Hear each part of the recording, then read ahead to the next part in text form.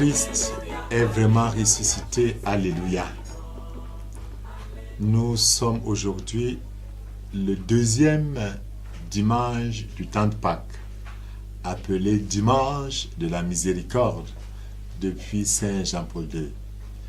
Deux grands traits nous sont présentés par les textes de ce jour qui nous viennent de la première lecture du livre des Actes des Apôtres au chapitre 5, alors que la deuxième lecture nous vient du premier chapitre du livre de l'Apocalypse et l'évangile est de Saint Jean au chapitre 20, versets 19 à 31. Je commence d'abord par cette présentation de la puissance du ressuscité telle que nous décrit Saint Luc dans une présentation idéale, bien sûr, de la première communauté chrétienne. Il en fait 3 et nous sommes à la 3e ici, au chapitre 5, où Saint Luc dit que à Jérusalem, par les mains des apôtres, beaucoup de signes et de prodiges s'accomplissaient dans le peuple. Effectivement, Pierre a fait l'expérience de la puissance de Jésus ressuscité. D'abord dans sa propre transformation et par les guérisons et les miracles et beaucoup d'autres signes et prodiges que lui-même a pu vivre de ses propres yeux. Pierre fait l'expérience. Il est l'un des meilleurs témoins de la puissance du ressuscité. Alors avec lui, nous voyons tout ce que les apôtres font. C'est ça aussi la communauté chrétienne, la toute première, où ceux qui souffrent ne sont plus mis de côté. Ceux qui sont malades ne sont plus rejetés, mais sont pris en charge par la puissance de l'amour de Jésus et portés à la guérison physique même.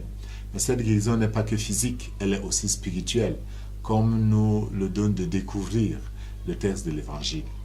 Nous sommes encore au début des apparitions. C'était après la mort de Jésus, le soir venu en ce premier jour de la semaine, donc le jour même de Pâques, mais le soir.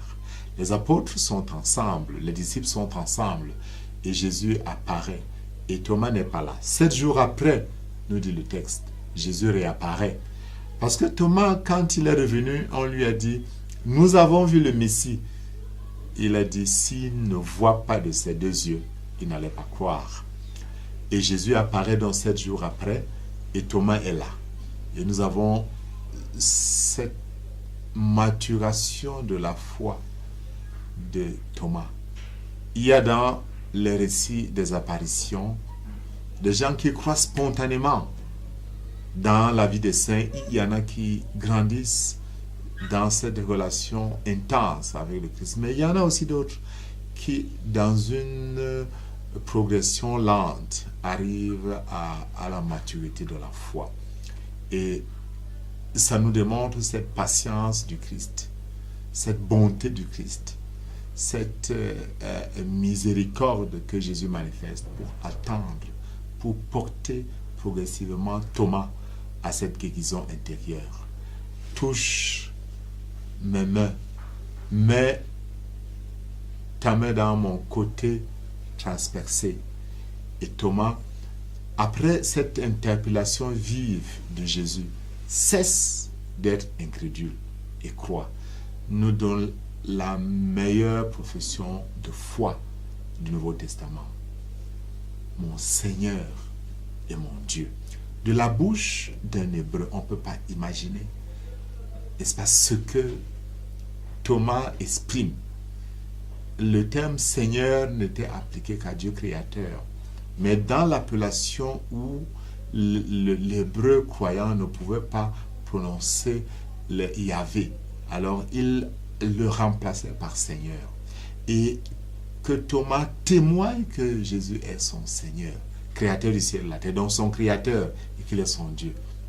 C'est une maturation immense. L'Église est aussi dans cette Église de ceux qui sont guéris spirituellement quand ils touchent les plaies du Christ, quand ils rencontrent Jésus ressuscité, qui les attend, qui les accueille. C'est aussi ça la manifestation de la miséricorde de Dieu, qui sait nous attendre, qui sait nous prendre par la main, qui sait nous porter à la maturation de la foi. et que Jésus, dans sa bonté, en ce jour où il manifeste encore sa miséricorde, nous comble de sa bonté, de son amour, bénisse notre Père, du Fils et du Saint-Esprit. Et ce matin, alléluia, notre pardon a jailli du tombeau. Alléluia, alléluia, Jésus est vivant. Alléluia, alléluia, Jésus est vivant. Alléluia, alléluia, Jésus est vivant. Alléluia, alléluia.